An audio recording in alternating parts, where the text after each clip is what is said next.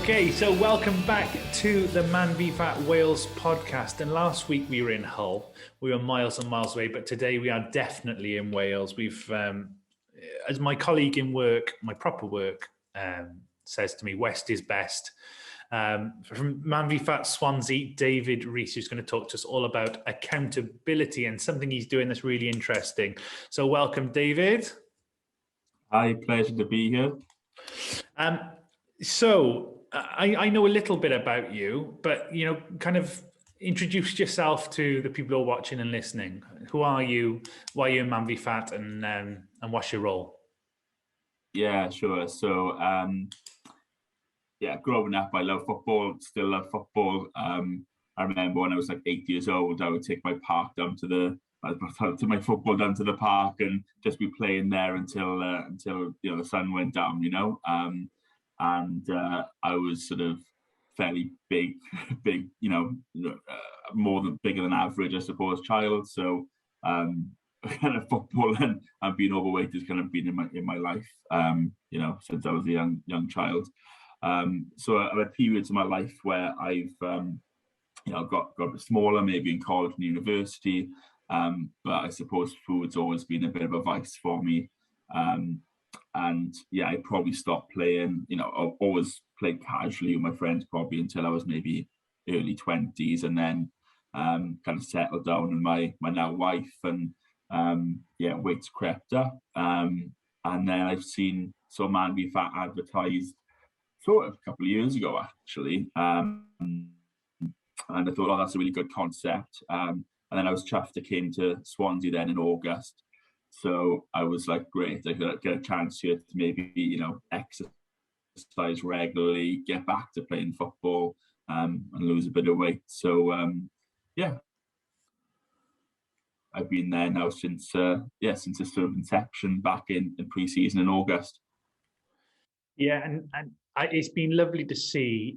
So I was down there for that very first session, and it was lovely to see and speak to Ben, who's your coach, over the weeks and the months that have gone past, about how much it's changed. It was very much on that first day, that kind of, I don't know anyone. I've been put in a WhatsApp group with these people. I know I'm going to be playing with them, but I don't know them from Adam. And I think now, I know you're up to 6 teams from 4, but you've also got the, I think some of the best team spirit I've ever seen in a league. Just some of the teams are so together, and they're just so much a part of everyone's life. I think it's wonderful what you're doing down in ManVFAT Swansea. Really interesting that you said, you've been, you said I was a bigger than average child. And that sometimes happens, doesn't it? That happens that we've got, we're bigger and we can't really deal with it until we find something. But I know you did a bit of weight loss before you started ManVFAT. Can you tell me about that? How did you do that? So I mean, I've previously lost weight in different ways. I've gone to the gym. I've used my fitness pal. I've done calorie counting, and just before coming to ManVFAT, I was part of Overeaters Anonymous. So I don't know if you want me to sort of go into that a little bit. Yeah, if you want to, that'd be great. Yeah. So I mean, the concept is essentially like things like Gamblers Anonymous and Alcoholics Anonymous, and like I said, food was a bit of a vice for me. So I just found it. During lockdown, I put on about 5 stone, so it was I think really difficult period for me after that sort of year. I think a lot of people put a lot of weight on during lockdown, but certainly myself, I think when you've got a bit of a problem with something, it can sort of exacerbate in those situations. So I kind of reached a point where I needed some support, and that was an amazing experience for me. I won't go into the details of it, but the concept is, again, you just talk to people about, like-minded people about any issues that you may have, and you work through it. And I think there's probably a lot of crossovers with MANvFAT, to be honest with you, where you've got that accountability, you've got that support, there's the sponsorship, there's guidance, and all done in a very supportive and healthy way. So I managed to lose 4 stone through that process, and really about that was all about. That's something I'd probably want to apply, in my everyday life, to be honest. And I think applying it to not just food. I think like with MANvFAT, it's not necessarily about football, it's not about food, it's about life, really, isn't it? And how you manage those emotions, those negative times, those positive times, to try and keep a bit of an even keel throughout it all. I think that's brilliant, and the fact that you've shared that as well is really important, because you did say it's similar to Gamblers Anonymous, Alcoholics Anonymous, and lots of people don't talk about it. And also you've highlighted this synergy between what they do in terms of support and what MANvFAT do. And I wonder how many people turn up at MANvFAT because they're not ready to have that conversation, and they get down to the nub of the problem by talking to their teams. Their teams become those counselors and sponsors and support. So this is the main part of today's chat, really. It's talking about how you track and how you keep yourself accountable, because you said, you've gone through this journey, you're in MANvFAT now. And I noticed, because I already followed you on Instagram, but you'd set up a separate Instagram that was just full of foods, and it was making my mouth water. So can you tell us about your method of tracking and accountability then through Instagram? Yeah, I think when I first started MANvFAT, I used the booklets that were given out, which is are really useful tools, just sort of going back to pen and paper, basic. And then I kind of tried again MyFitnessPal, because I've used MyFitnessPal in the past, but I think I'm someone's a bit of a perfectionist, so it's amazing for knowledge and for tracking, and all the data's there, absolutely fantastic. And the same with things like wearable devices like Fitbit, absolutely brilliant. But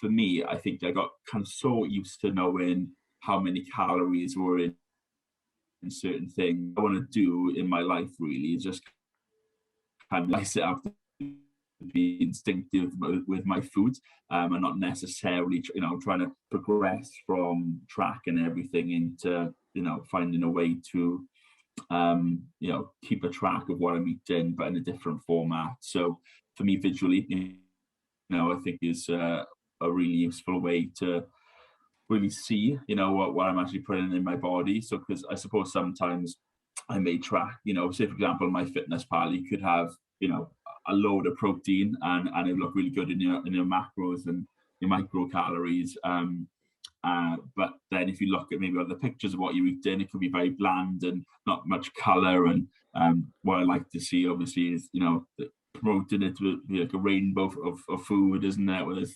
salads and vegetables and the right level of portion sizes. And I suppose for me, the issues I've always had is portion sizes. So what I did is I created an Instagram account, and actually, like you say, Ben's done a fantastic job, coaching the Swansea League, and he's sort of become that sort of food sponsor in a way, where I'm thinking, if I share my food diary with him, the last thing I want him to see is sort of a big mound of food, or the wrong levels of food, or there's no judgment there. I think it's just my own accountability, as you say. If that was something that I'd shared, there'd be no judgment. It's just I personally would like to sort of, for myself, to develop into a person who has a good relationship with food, and part of that is having set photos every meal time of a healthy breakfast, lunch, dinner that I'm able to share. And of course, it's an easy way to track and get points, so I don't have to sort of scribble things down, rush in if I have forgotten. And it is that thing of, you know, second nature now, kind of like, right, and have a meal, but I don't have to log and track everything, which, you know, again, if it works for you, amazing. But you know, if you haven't got meals pre-saved, then it can be quite time consuming, rather than just taking a quick picture, knowing, you know, that's a reasonable portion size. I do look at the calories as well, just to kind of make sure I can roughly estimate what one meal looks like. And it's been working for me, you know. Yeah, and when we start new players in the Newport League where I coach, we give them the diary, but you know, I kind of give them that option of, you know, if you want to use MyFitSpal, if that's what works for you, sum up, lose it, whatever the app is, use that. If you want to just write it down on a post-it note, you know, if you want to take pictures of your food. But I don't think I've ever had anyone that's been so sophisticated in the way you've done it. And one of the things I think is the most sophisticated, and I might be getting this completely wrong when I say this, is that there's a few, not many, but there's a few blank pictures within your Instagram role. I'm kind of putting two and two together, that they're kind of either things you didn't want to photograph or you forgot to photograph, or what does it mean when it's just a black picture? Yeah, I think when I first put like a black picture up, I was yeah, to be truthfully honest, it was probably after I'd had some food that wasn't in my food plan. And sometimes you do want to take a picture of some nice food, but you know, when I've got issues with overeating, for example, the last thing I want to do is be showing the world or myself, you know, the food I've overeaten, for perhaps. So really, it was just some level of accountability for me, just to put a black screen up, just to say, this moment, this meal, I was off plan. Or even, you know, it was a planned sort of treat, but you know, I don't see it as. I suppose it comes back to when I am looking through my food diary. I kind of was quick scrolling Instagram. It's an easy way to see actually that moment that I was off plan, and maybe sort of think about why that was. You know, maybe I didn't plan correctly. Maybe I kind of gave in to temptation, or emotionally ate, or whatever it was. And yeah, maybe I will get to that point where I will take, you know, or be able to manage my, you know, if I have a nice bit of food that's not necessarily on plan, then I won't overeat on that sort of level of that food, and I won't have that sort of black screen. I mean, that's the ultimate goal, is that everything moderation, isn't it? You know, so I think having that black screen there is just a starting point for me, really, just to kind of say that's a moment where next time I'd like to improve, or it's sort of hopefully, you know, the odd occasion, and not very frequently. Yeah, and do you know what? I would personally say, if you can look back through and go, all right, that week I had 4, this week I had 3 black screens, and that shows progress as well, and it highlights your level of accountability and your level of kind of almost respect for your own program, your respect for your own plan, and do you know what? We all slip up, we all make mistakes, and having that as kind of all right, it's not going to put it in my face. You know, I'm not saying it's inherently bad, but I'm saying it did happen. To have that and to look at the progress. Progress is what we look at, isn't it? It's not perfection. So I think that's blooming amazing. I've got to be honest. So what happens for you then in terms of your accountability if you don't? You know, you say you've got this plan. What happens if you don't stick there? Yeah, well, I suppose if I go back to, say, Overeaters Anonymous, I think the way that things work there is there's support groups of people you can reach out to and call, and hopefully do that prior to any kind of slip up. But I suppose in the same way in MANvFAT, it's kind of, you know, you've got the group, you've got your immediate team of you know, that you're playing with, that you can speak to. I think naturally, there's people who have, you know, got relationships within MANvFAT. People have made friends. I think saying about the culture of the Swansea group, I think one of the best things that's come out of it, people have made, you know, real true friends, you know, and those are the people you kind of rely on then, and you have a chat with about those situations. So we've got a WhatsApp group, you know, in terms of our teams.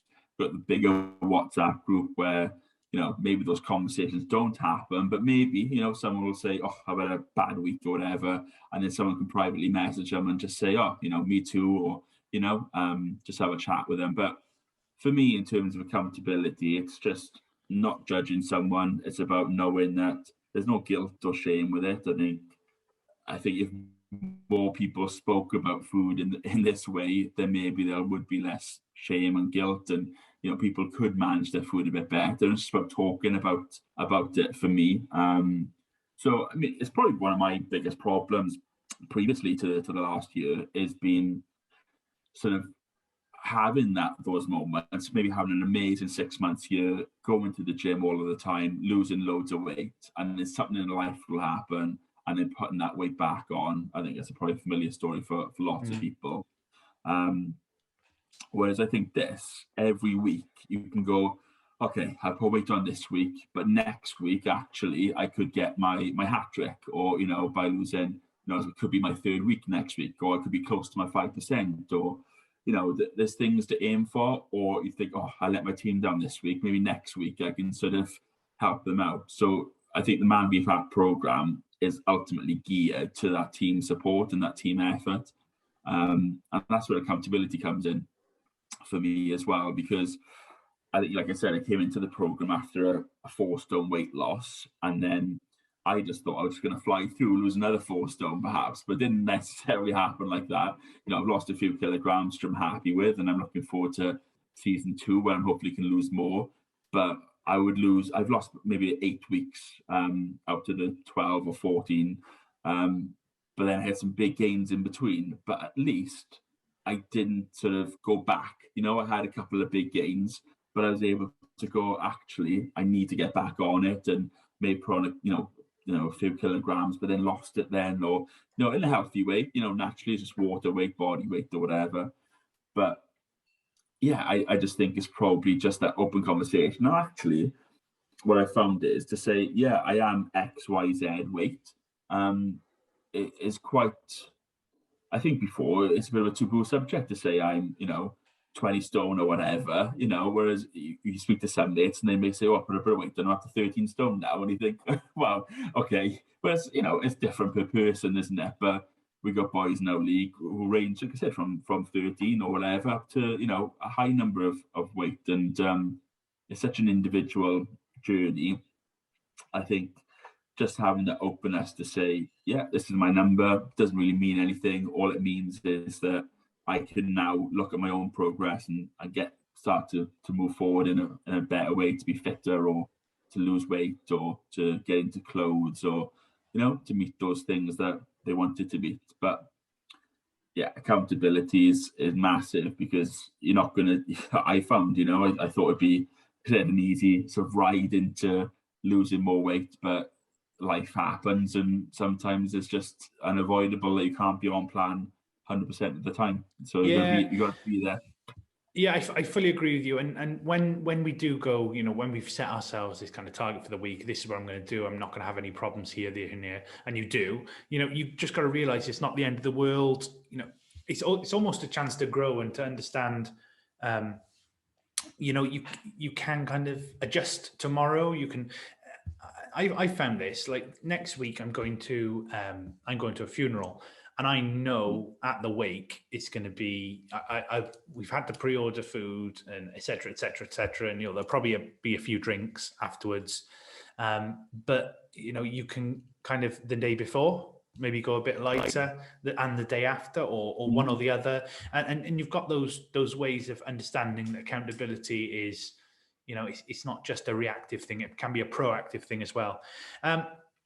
So probably the most exciting part of the questions now, because I know you've recently had a bit of good news in MvF Swansea. You've been appointed the player facilitator for the league. Yeah, that's right. Yeah, I found out a few days ago. Absolutely delighted, and yeah, we're looking forward to helping the league and Ben, you know, with and the whole team, really, you know, in terms of just being there. You know, I'm sure me and Ben will find a way that it works for us, and yeah, just happy to be that person chosen and that responsibility to help however I can. So I know you're an experienced team captain, but and obviously player, and you know have to lose weight. But what's your plans? What's your manifesto for how you're going to help the league and support others then? I was talking about this with Ben actually the other day, and I'm very much a person who kind of, at this time, I'll do the best I can and build from there, to be honest. So I think each week, all I can do really is just be there for the teams. I think, again, I'll bring my own view of weight loss into it and my own kind of thoughts on it, and which, as this chat's hopefully shown, is just about listening to people, accepting, having that accountability, but in a positive, non-judgmental way, sort of being able to sort of support others. And that could be, signposting to nutritional advice. I'm not a doctor, but I can certainly sort of, maybe say these are the good tools, or I've, seen this good bit of information from MANvFAT. Because some people will come into it having never dieted before, perhaps, or never kicked the ball before, and they, not got the confidence, not got the I don't know, the knowledge at the moment, or the information. So it's just going to be depending on each person, really. I don't think you can have a one size fits all approach, other than being approachable and welcoming everyone through the door, and being there for people, however that looks, really. Do you know what? You've obviously, you know exactly what you're going to do, and you're definitely going to be around people and being a people person. But I think as well, you're going to be leading from the front in terms of almost like Harry Kane as the England captain. Go in there first. Don't have to say too much. They can just look at you and hopefully add you on Instagram and see what you're doing, and maybe learn in a different way than even I've coached before. I've never coached anyone to do what you do, which is absolutely amazing. So I'd like to thank you ever so much for being with us today. Thanks for sharing your story. Thanks for following Ben's advice, because I know Ben, who's a good friend of mine, the coach at Swansea, has said, don't just put Swansea on the map, talk about yourself as well. So I know you've had to rein that in, because you love Swansea so much. But thanks ever so much for being here, and thanks for being such an amazing guest and being so honest and open and sharing your story. Absolutely no problem at all. I can't leave the podcast without saying, a big shout out to the Porky Blinders, champions from last year. We won the league, so thank you to Luke, the captain, for that, and Shahi for his contributions, and the whole team. And for Scott for helping out recruit half the league at that time as well. There's a lot of big characters in Swansea, and they again, individual contributions, help this whole culture.